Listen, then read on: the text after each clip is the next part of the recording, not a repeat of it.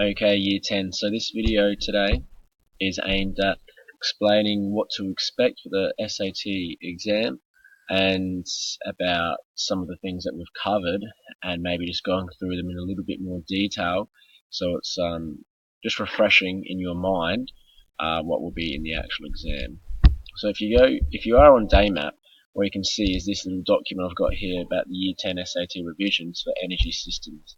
Then what you find there is you find everything that you can sort of expect and what you should sort of understand for the SAT coming up. So I won't bore you by reading through all that, but that's some of the things that I'll just be discussing in this video. But if you're looking at this and you think, yep, I can understand it all and I can work out questions regarding these concepts, then you should be feeling pretty good for the exam.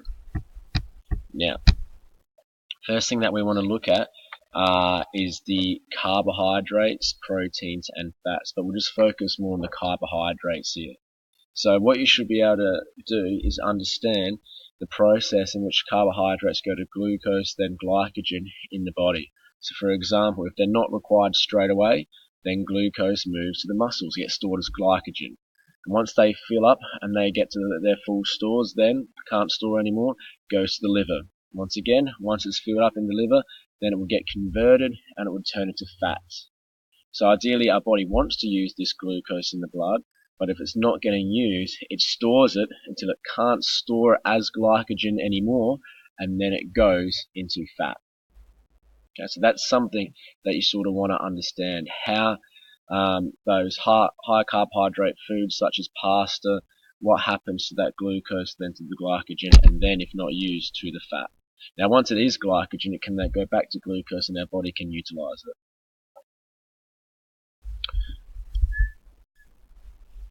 Okay, so that's sort of just showing this little diagram here, showing how things move through, sort of what I discussed as well.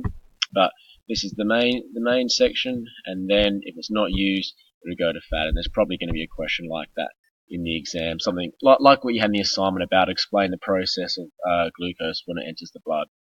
Then you'll be able to explain it in there. So it's like an overflow system. So as each section fills up and gets to capacity, then it would leak over into the next. So that means that's why if you're drinking lots of, say, sugary drinks, which contain a lot of glucose, like carbohydrates, but doesn't really contain fat, you still get fat from drinking it because you're going to fill up your glycogen stores and then it's going to get converted into fat. So although the drink doesn't contain fat, it gets converted to fat because we're not going to be able to use all of that energy. Just bear with me here. Where do we want to go? Okay, now another one I saw some issues with is what ATP is. So ATP is adenosine triphosphate. Fancy word, but just know that ATP is your energy molecule. So it's made of adenosine and then 3 phosphate molecules here. Once again, I'm not going to get muddled up in the chemistry behind it all, just to sort of know what basically happens with it. So ATP, basically we get energy for our body to move by breaking down ATP. And so it's adenosine triphosphate. What we do is the energy that we consume, the carbohydrates, we can use that to break down ATP, and by breaking it down, separating these two molecules, we create all this energy that we can utilize. So what that means, and it's explained here, energy is created by breaking away the 3rd phosphate molecule. Now when you break it down, that's when we release all that energy, and what we actually need to do is the energy that we consume, that we eat, we use that to resynthesize and bring it back to ATP. Now that sounds a little bit tricky there, so what I'll do is looking at this diagram just in here. Okay, this sort of explains it. So for example, up here we have ATP, so adenosine, and we have 3 phosphates. When we break it down to get energy, now we have adenosine and 2 phosphates, adenosine diphosphate. Now what we need to do is we want to bring it back to ATP so we can use it again. So the carbohydrates, the fats, and the proteins, they resynthesize, put it back together, then we can use it again. And that's how the cycle is used in our body and how we utilize energy. So it's just important that you understand that ATP breaks down to ADP and then it goes back to ATP. And that breaking down creates energy that we use, and the energy that we consume is used to bring it back to ATP. A little bit tricky, but it might be worthwhile familiarizing yourselves with this diagram in here. Okay, then we've got the three systems, the ATP, CP, the lactic acid, and the aerobic system. Now, if you already know clearly the differences between the three, then you'll do quite well in the exam. If you're not sure of the differences, we didn't do so well in the assignment / test, then probably listen up to this part.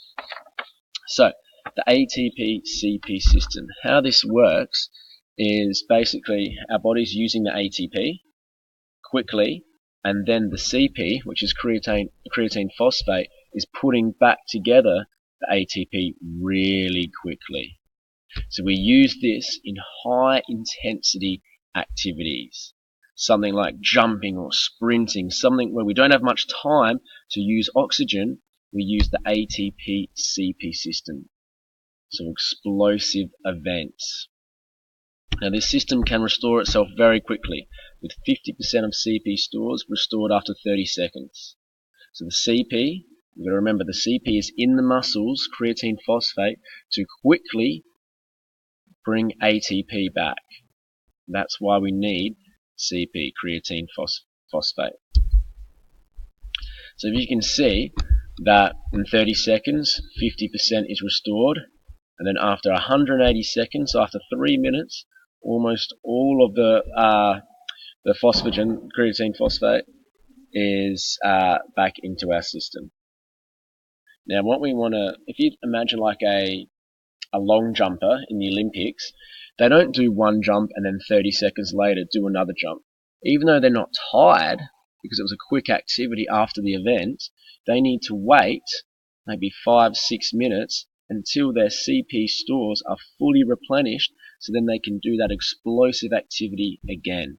If you keep doing jumps every 30 seconds, even though you're not going to be that tired, you won't be able to jump as high because you're not going to have as much creatine phosphate to be able to be as explosive as you were.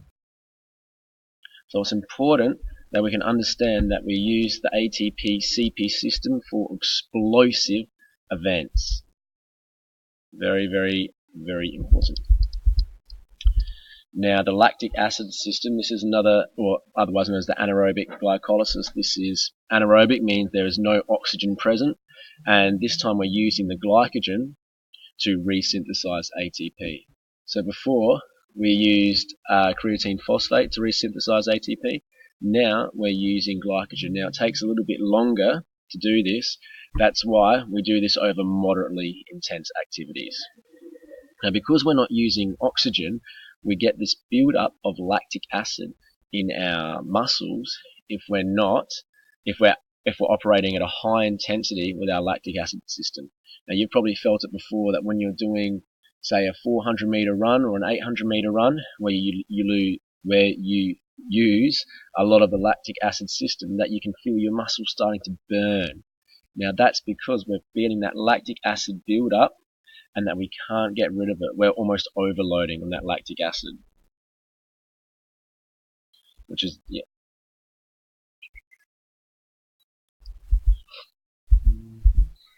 Then the aerobic system, or oxygen system, this is where we utilize oxygen from the air, and then we can sort of synthesize it through our body to resynthesize ATP. So because we're using the aerobic system, it of course would happen when we're breathing more heavy over longer events. Now it doesn't work as fast as the lactic system, it doesn't work as fast as the ATP-CP system, but we have endless supply of oxygen, so it's our preferred fuel source for longer events. That's right, marathon runners, even though you might think, oh, high intensity because they're doing a lot of running, it's not running at their maximum speed, so it's sub-maximal, therefore they can use the aerobic system.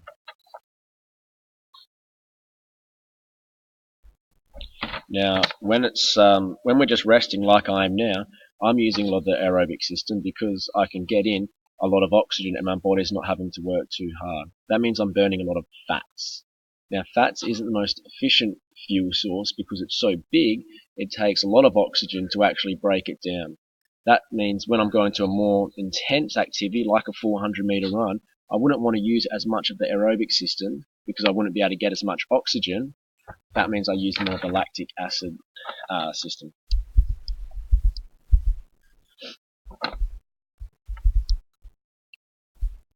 Okay, so the crossover concept, sort of what I touched on there, is when we change from going from change from going from fats to carbohydrates. Now VO2 max here, that's basically indicating how much of your maximum that you're going to, where 100% of your VO2 max means you're working at basically as high as you can. You can see that when you're not working very hard, at 0%, towards 0% of your VO2 max, is you're having more like 75-80% of energy coming from fats. As you get to an intense, you're getting 0%. Okay, it will just be a little bit higher than 0% here. But then the opposite with carbohydrates, when you're not working very hard, we're not using very much carbohydrates, lactic acid system. But as we go up higher, we start working harder, that becomes our preferred fuel source. So we use fat for low intensity, and we use carbohydrates for more high intensity. So what I just said can be, if you familiarize yourself with this diagram here, it explains it all. So creatine phosphate, ATP-CP system, you can see we use a lot of it in the short 10 seconds.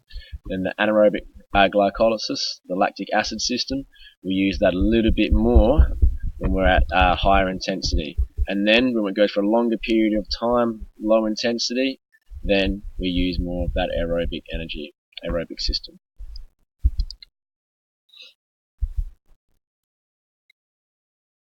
So what you should be able to do, from what we've said, is be able to put that knowledge into those questions. So on DayMat, there should be a few sets of questions where you need to use that knowledge in a practical standpoint, especially for athletic performances, such as this question with the 1500-meter runner.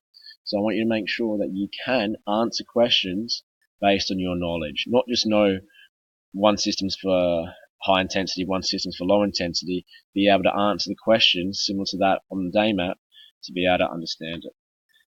Now, if you have any questions about it, feel free to DayMat message me or bring it up in class, and we can go through a specific concept in more detail.